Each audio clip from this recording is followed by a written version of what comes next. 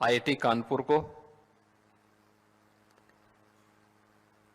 समन्वय के इस विजन के लिए मैं हृदय से धन्यवाद देते हुए आप सभी प्रतिनिधियों का मैं प्रदेश सरकार की तरफ से हृदय से स्वागत करता हूं, अभिनंदन करता हूं। यह महत्वपूर्ण विषय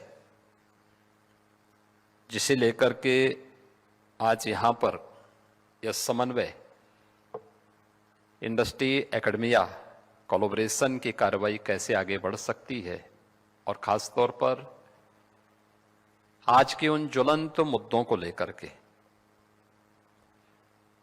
जो दुनिया की आवश्यकता है, समाज की सुरक्षा से जुड़ा हुआ है और एक कॉमन मैन के जीवन स्तर को ऊपर उठाने का है। Artificial intelligence, cyber security and sustainability, इन तीन महत्वपूर्ण पिलर्स को लेकर के यहां पर अलग अलग टेक्निकल सेशन चलेंगे और उन सभी मुद्दों पर चर्चा होगी जिन मुद्दों को लेकर के आज एक सामान्य नागरिक, समाज, देश और दुनिया जिनके बारे में चिंतित भी है और जिनसे लाभान्वित होकर के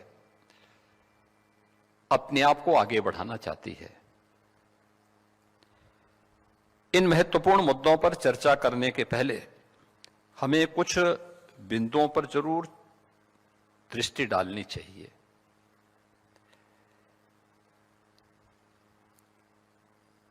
हम लोग जब भारत की बात करते हैं, कुछ लोगों को लगता है कि क्या भारत ये कर सकता है। मुझे लगता है कि यहां पे जितने भी हमारे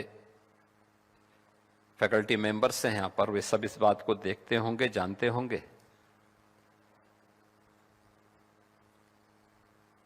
कि पूरी दुनिया के अंदर, दुनिया की अर्थव्यवस्था में 17वीं सदी तक भारत का जो हिस्सा था वह नंबर 1 पर था।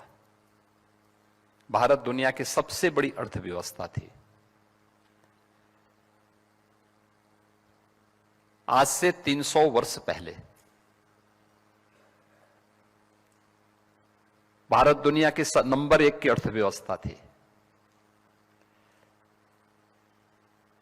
ग्लोबल जीडीपी में भारत का जो कंट्रीब्यूशन था वह 25% था।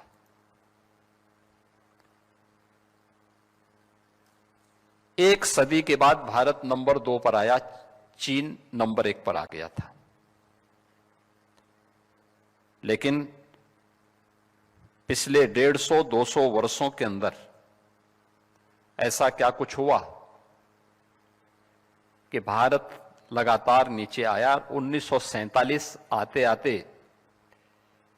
भारत का जो कंट्रीब्यूशन था ग्लोबल जीडीपी में वह मात्र 2% तक रह गया था।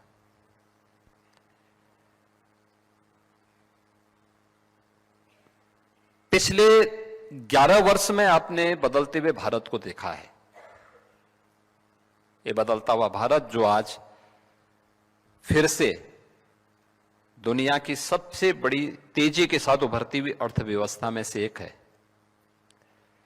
आज दुनिया की चौथी बड़ी अर्थव्यवस्था बन चुका है और अगले 2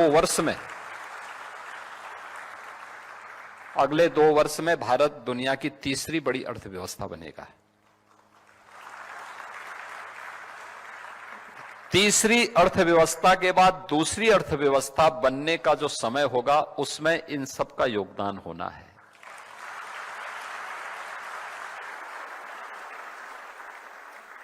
और वह समय हमारे लिए होगा विकसित भारत का।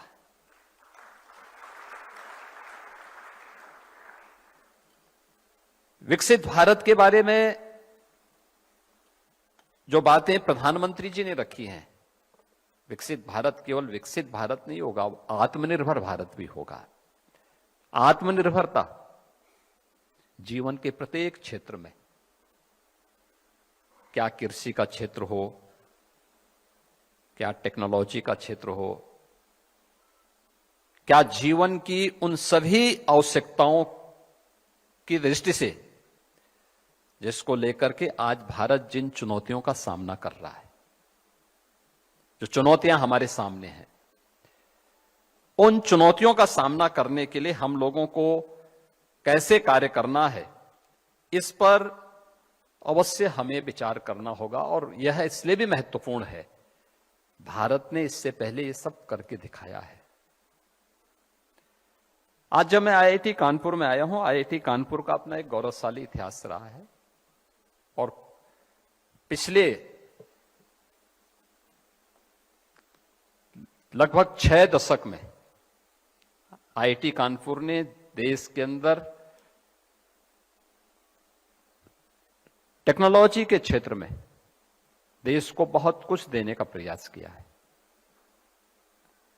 अभी मैं पिछले सप्ताह नोएडा के एक सेंटर में गया था।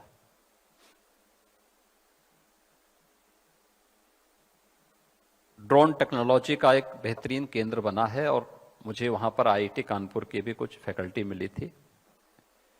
मैंने देखा वहां पर कि नए भारत की सामरिक चुनौतियों का मुकाबला कैसे हमारा युवा कर रहा है और कैसे आईआईटी कानपुर उसमें योगदान देकर के उन चुनौतियों का मुकाबला कर रहा है जो ऑपरेशन सिंदूर के अंदर या अन्य समय में हम लोग या देश झेलता है। हमारे मन में सबसे पहले यह भाव आना चाहिए कि हम कर सकते हैं। याद करिए, दुनिया का सबसे प्राचीन विश्वविद्यालय भी भारत ने दिए हैं।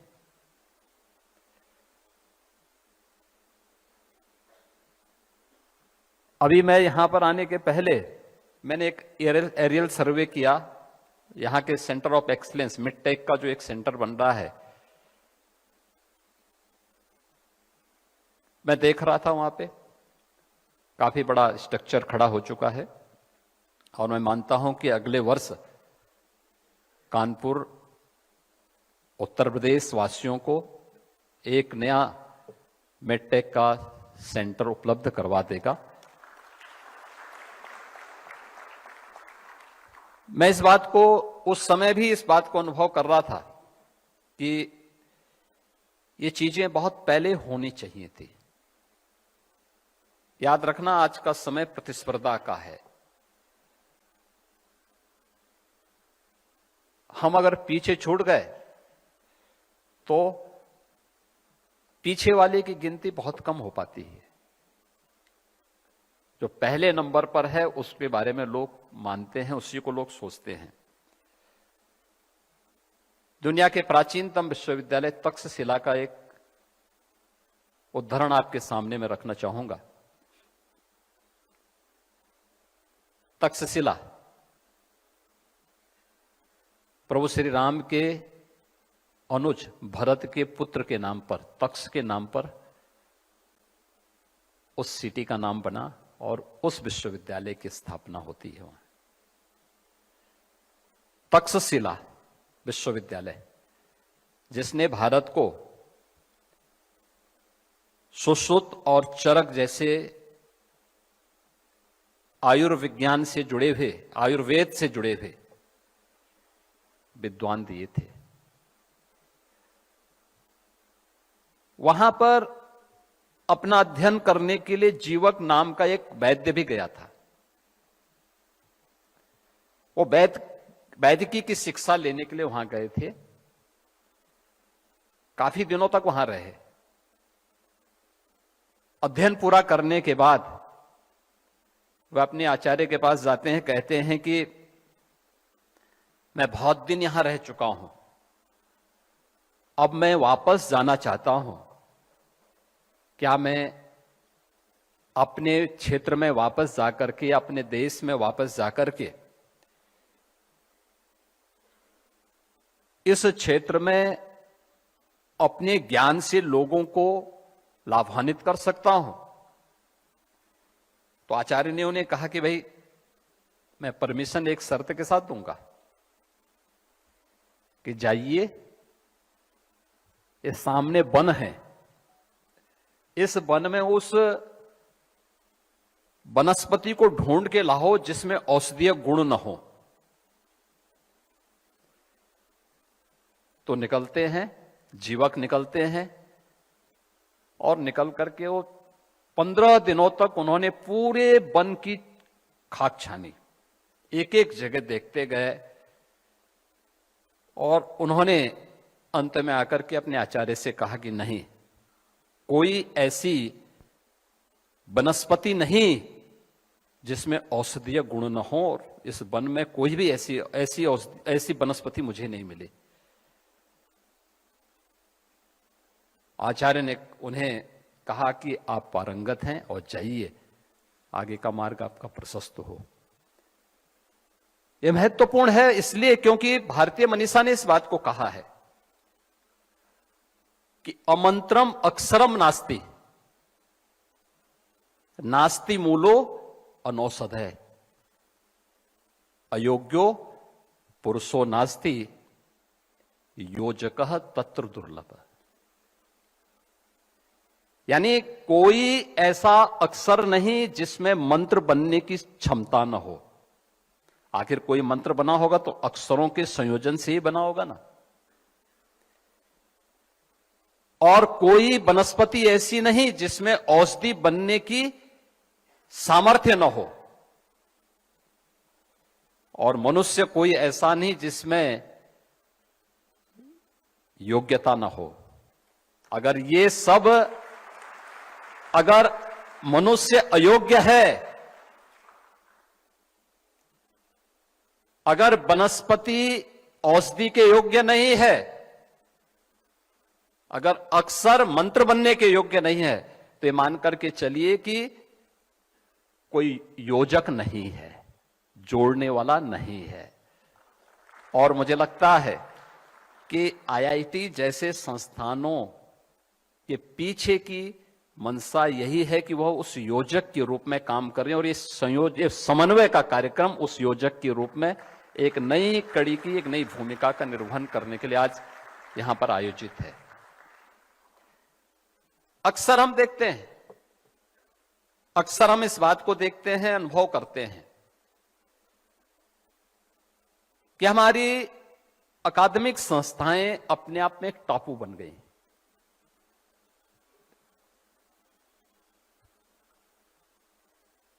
और हम लोग भी 2017 में हमारी सरकार बनी, पहले 3 वर्ष तक हम लोग भी बहुत ज्यादा संस्थाओं से बहुत हम लोगों का कनेक्शन नहीं था। लेकिन जब 2020 में कोविड ने अपनी दस्तक दी, तब हम लोगों की भी आंखें खुली कि भाई हमें कुछ इसमें देखना चाहिए। और तब आईआईटी कानपुर के साथ हमारे फिर बेहतरीन संबंध बने। क्योंकि लोग बोलते होंगे कि कोविड का आईआईटी कानपुर से क्या संबंध है। तो प्रोफेसर मनिंद्र अग्रवाल जी के द्वारा जब अपने मैथमेटिकल डायग्राम उनके द्वारा कोविड के दिए जाते थे, हम लोग इन सभी डायग्राम को स्वाभाविक रूप से हमारे कार्यक्रम का हिस्सा बनता था, और हम लोग उन सबको जगह जगह भेजते थे। पीएमओ में भी जाता था, अन्य जगह जाता था। तो पीएम साहब ने पूछा मुझसे कि प्रोफेसर मनिंद्र अग्रवाल, मैंने कहा हाँ, आईआईटी कानपुर से। अन्य चीजों के बारे में भी चर्चा होने लग गई। हमें लगा कि आईआईटी कानपुर जो आकलन कर रहा है, परिणाम उसके नजदीक हैं या उसी के अनुरूप हैं। और कोविड को नियंत्रित करने के लिए हमारी जो टीम काम कर रही थी, उसको बड़ी मदद मिलती थी उससे। फिर हमने इस कोलैबोरेशन को आगे बढ़ाया। और आज खैर, यद्यपि हमें यहां पर डिफेंस मैन्युफैक्चरिंग कॉरिडोर में भी आईआईटी कानपुर सपोर्ट कर रहा है, सहयोग कर रहा है। और मेट्रिक का जो सेंटर ऑफ एक्सीलेंस आपका बन रहा है, उसमें भी हम लोग इसीलिए स्टेट गवर्नमेंट को जोड़े हैं कि राज्य सरकार भी उसमें सहयोग कर सकें। क्योंकि उत्तर प्रदेश इस दिशा में बहुत कुछ योगदान दे सकता है। देश की आबादी का 17 से 18% आबादी जिस राज्य में निवास कर रही हो, वो राज्य हाथ पे हाथ धरे हुए नहीं बैठ सकता, उसे इस दिशा में प्रयास करना ही होगा। और फिर हम लोगों ने जब इस क्षमता को देखा है, आज मुझे अच्छा लगा कि समन्वय का एक कार्यक्रम आईआईटी कानपुर और इंडस्ट्री लीडर्स के बीच में या उनके प्रतिनिधियों के बीच में आज यहां पर आयोजित हो रहा है। मेरा यह मानना है कि हर व्यक्ति में कोई ना कोई विजन जरूर होगा, वो कुछ तो सोचता होगा। कुछ लोग सोचेंगे, कुछ लोग उसमें कुछ कदम आगे बढ़ेंगे और कुछ लोग उसको पूरी तरह लागू करने के लिए अपने आप को तैयार कर पाएंगे। याद रखना, मन के भी जो चेतना है हमारी, उसकी भी 3 गति होती है। एक है जो केवल चेतन अवस्था में रहता है, हम चेतन स्थिति में हैं। हमने सोचा, हर व्यक्ति सोचता है, कभी कुछ सोचता है, कभी कुछ सोचता है। व्यक्ति के जो विचार आते हैं उसके चेतन मन के भी हो सकते हैं और उसकी उस दूसरी अवस्था के भी हो सकते हैं, जिसे आप अचेतन मन कह सकते हैं। लेकिन एक मन वह भी है जिसका उपयोग मनुष्य नहीं कर पाता है, बहुत बिरला ही उसका उपयोग कर पाता है, और वह है अचेतन मन। बहुत बड़ा मस्तिष्क का आपका बहुत बड़ा हिस्सा ऐसा है, और जिसको धीरे धीरे करके आज उसके कुछ पार्ट को आज हम आर्टिफिशियल इंटेलिजेंस के रूप में उपयोग कर पा रहे हैं, जिसके बारे में भी हम लोग स्वयं जिसके बारे में कार्य नहीं करने देना चाहते हैं। मन को बहुत दबाव डालने में हम लोग घबराते हैं, तो उसका उपयोग वहां से हो रहा है। लेकिन हमें इस बात को याद रखना होगा कि टेक्नोलॉजी मनुष्य के लिए है, मनुष्य टेक्नोलॉजी के लिए उस हद तक नहीं है कि वो हमें हाँकने लग जाए, हमारे द्वारा चालित हो, हम उसको चलाएं मानवता के हित में, अपने देश के हित में। और उस दिशा में प्रयास अगर हमारे होंगे तो उसके परिणाम भी हम सबके सामने आएंगे।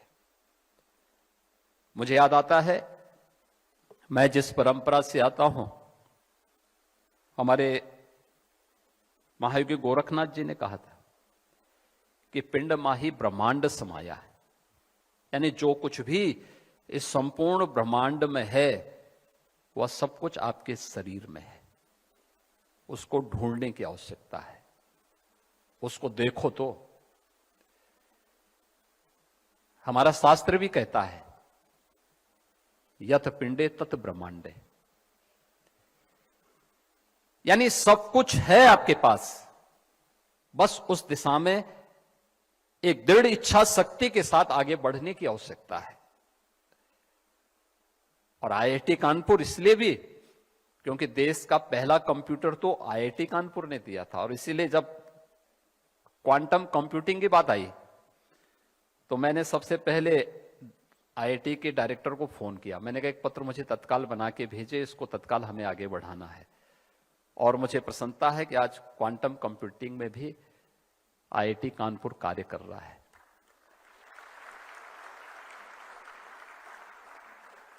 याद रखना, क्वांटम कंप्यूटिंग के लिए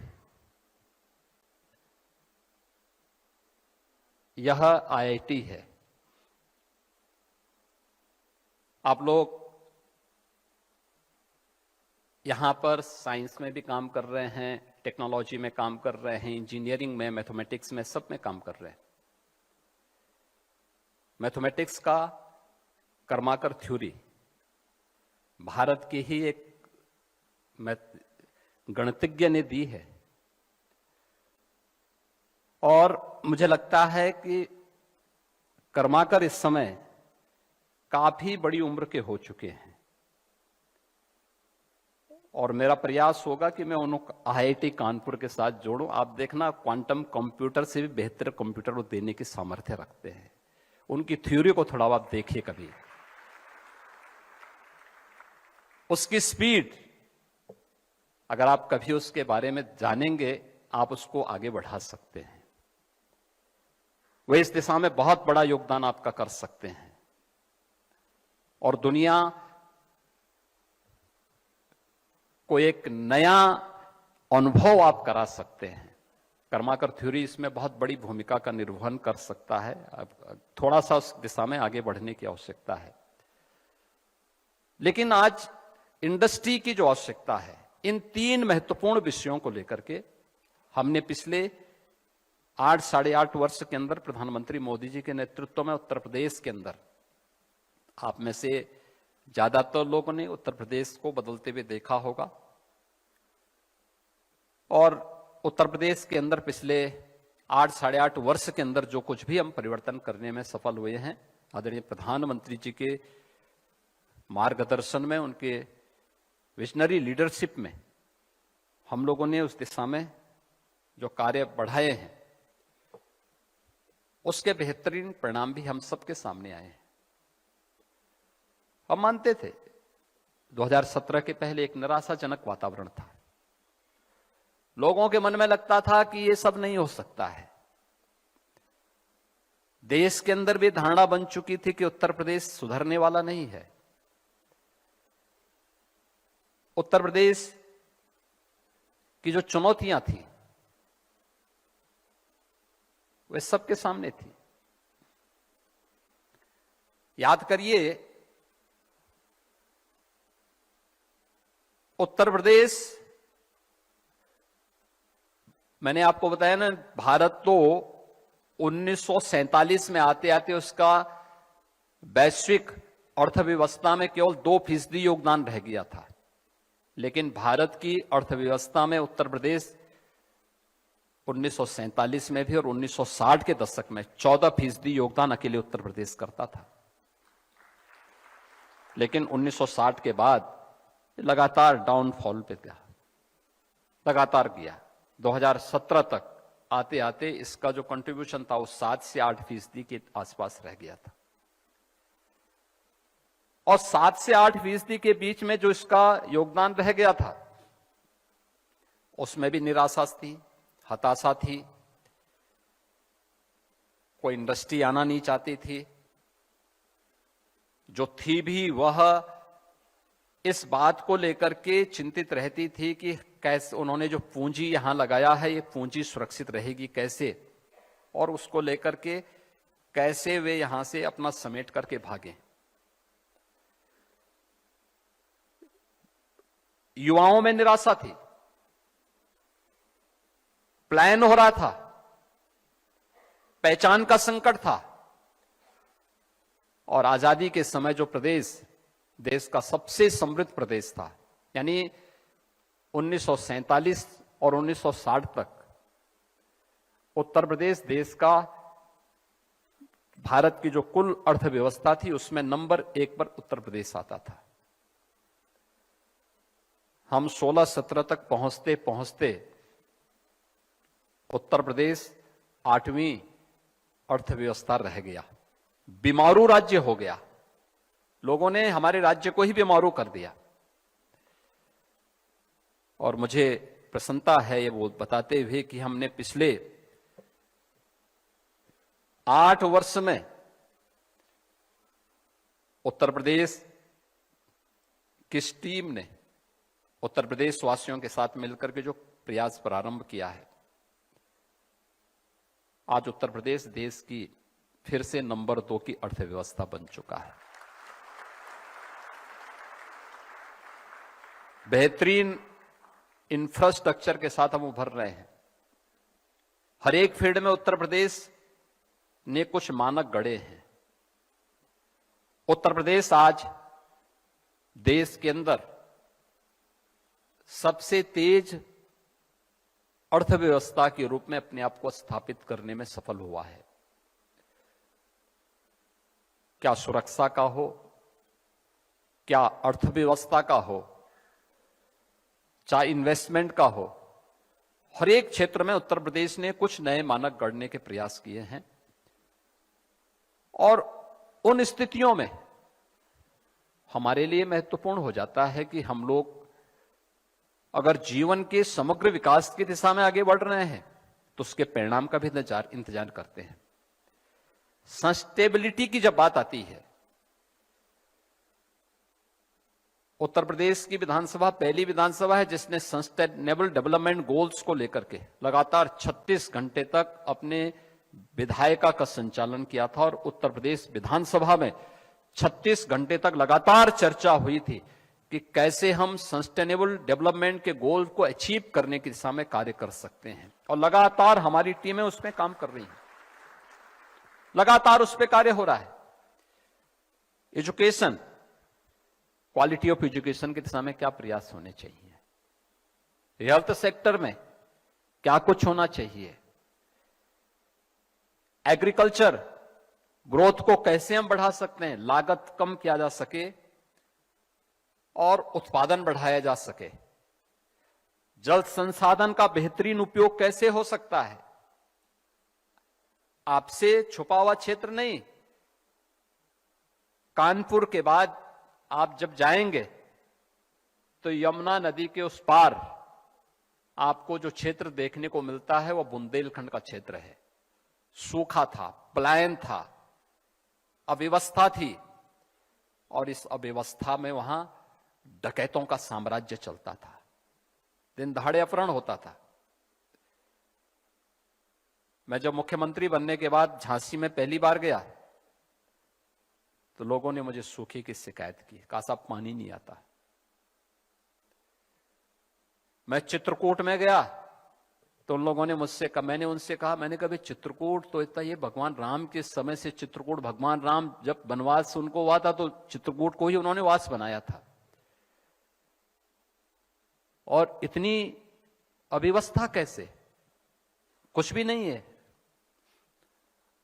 उन्होंने कहा साहब कौन रहेगा यहां पे, यहां तो डकैत अपहरण कर देते हैं। मैंने कहा कैसे, कहा कि वो किसी को भी अपहरण कर लेते हैं, कोई व्यापारी हो, उद्यमी हो, कोई तीर्थयात्री आ गया, ये सब वो कर लेते हैं यहां पे।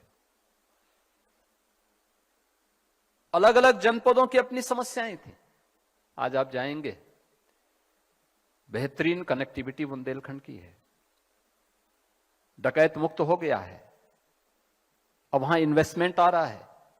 डिफेंस कॉरिडोर के 2 नोड झांसी और चित्रकूट में स्थापित हो रहे हैं। हर घर नल पहुंच चुका है और हर खेत को पानी पहुंच रहा है वहां पे। ये चेंज आया है। आप आश्चर्य करेंगे, महोबा उसी बुंदेलखंड का एक जनपद है। एक पेयजल की, एक सिंचाई की स्कीम थी, 30 सालों से लंबित थी। हम लोगों ने एक समय सीमा में उसको पूरा किया। पूरा करने के बाद हमने एक टीम को लगाया। हमने कहा भी देखो इस स्कीम के आने के पहले, स्कीम के आने के बाद क्या परिवर्तन हुआ है वहां के किसानों के जीवन में, आम नागरिक के जीवन में। और जब परिणाम मेरे सामने आए, आप आश्चर्य करेंगे कि एक किसान जो वहां पर अपना 1 बीघा लैंड 5,000 रुपए कमाता था साल में, आज वही किसान 50,000 रुपए साल में कमा रहा है। ये 10 गुने की जो वृद्धि हुई है, ये केवल एक किसान की आमदनी में नहीं हुई है, उत्तर प्रदेश की आमदनी में हुई है, राज्य की आमदनी में हुई है, नेशनल जीडीपी में उसने योगदान दिया है। ये विकसित भारत के लिए हर एक सेक्टर को हमें चिन्हित करना पड़ेगा। पर्यावरण के लिए क्या कुछ हम करना चाहते हैं,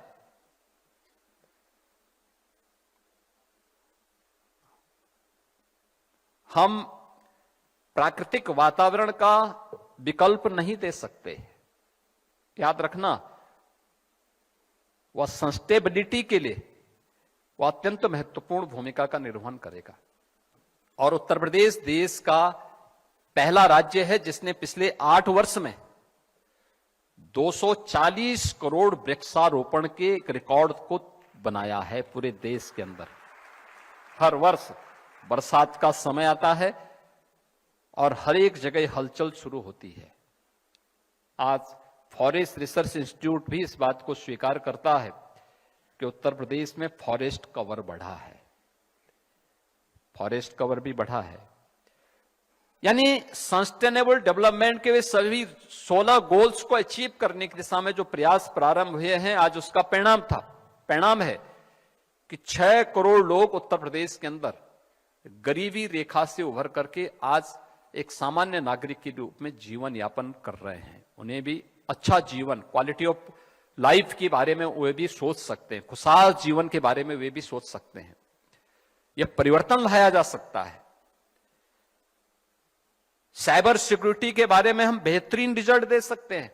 आज सबसे ज्यादा हमारे सामने चुनौती है साइबर सिक्योरिटी के क्षेत्र की, सबसे ज्यादा मामले आ रहे हैं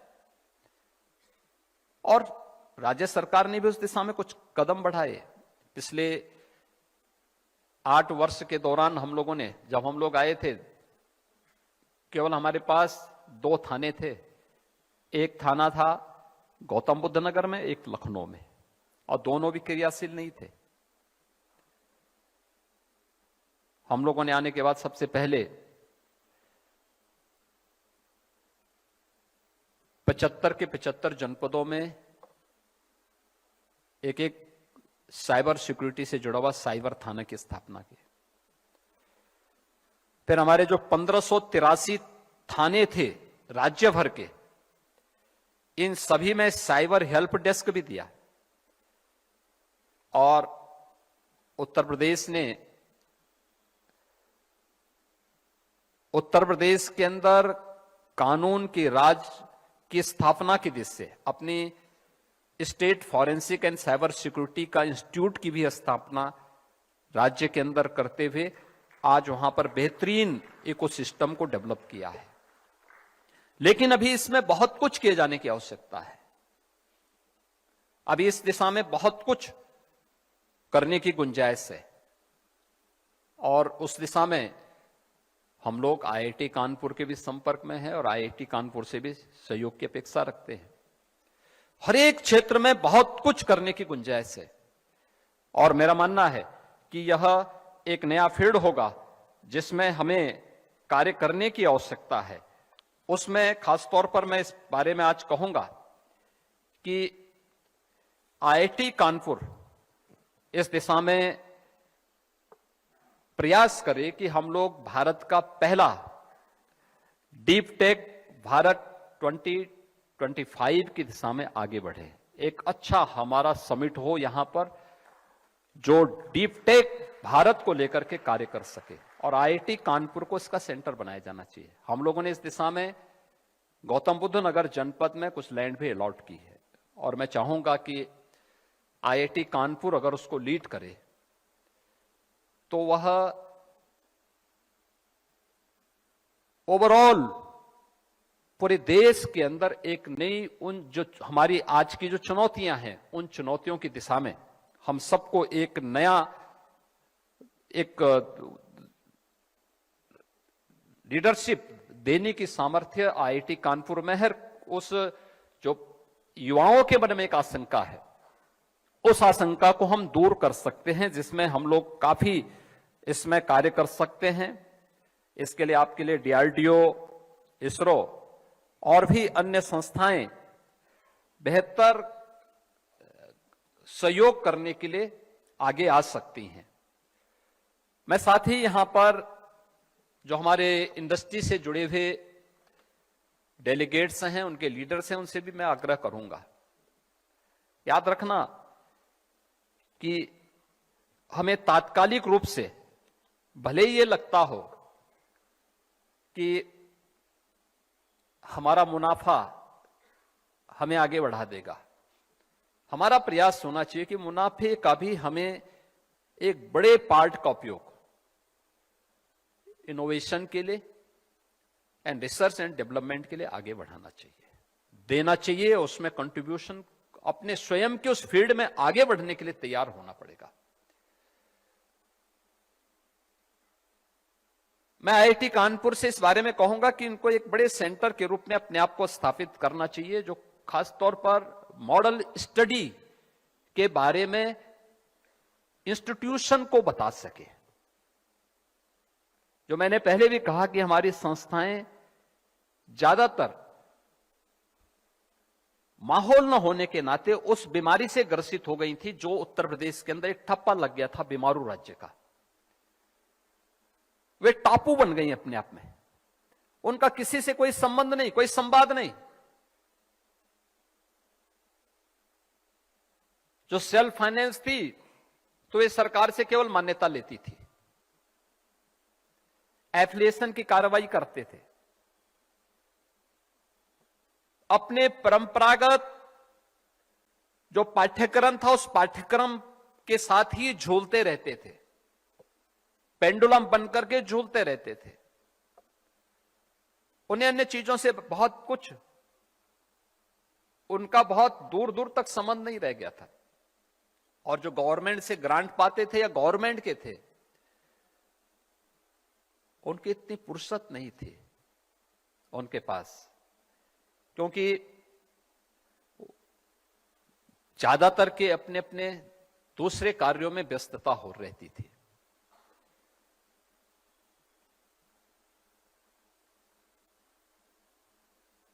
यहां पर मॉडल स्टडी के लिए कोविड कालखंड में हम लोगों ने प्रोफेसर मनिंदर अग्रवाल जी के नेतृत्व में यहां पर एक टीम को इसके बारे में कहा था कि उत्तर प्रदेश के अंदर कोविड मैनेजमेंट पर जो कार्य हुआ है आप इस पे एक स्टडी करिए। मॉडल स्टडी यहां पर आईआईटी कानपुर ने किया था और अच्छी दिशा में बढ़ा था।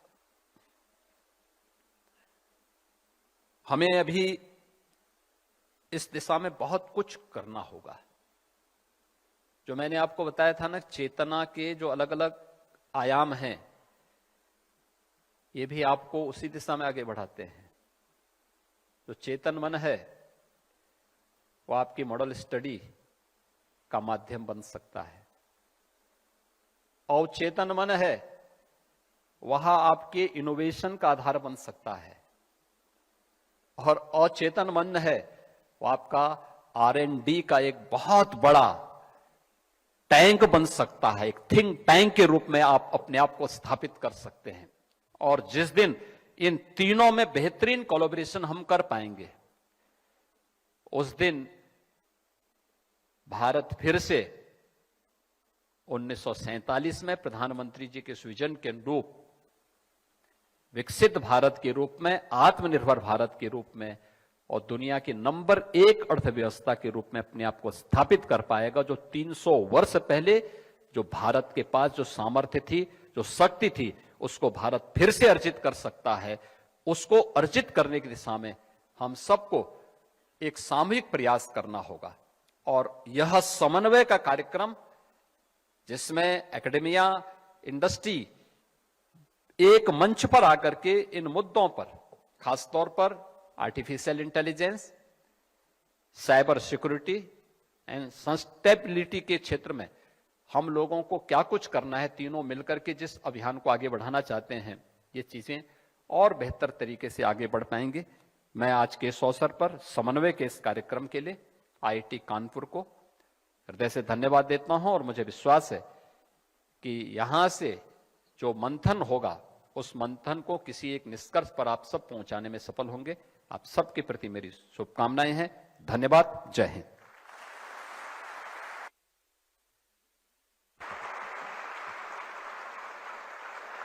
हम अपने माननीय मुख्य अतिथि के द्वारा दिए गए प्रेरणादायक संबोधन के लिए हृदय से धन्यवाद करते हैं।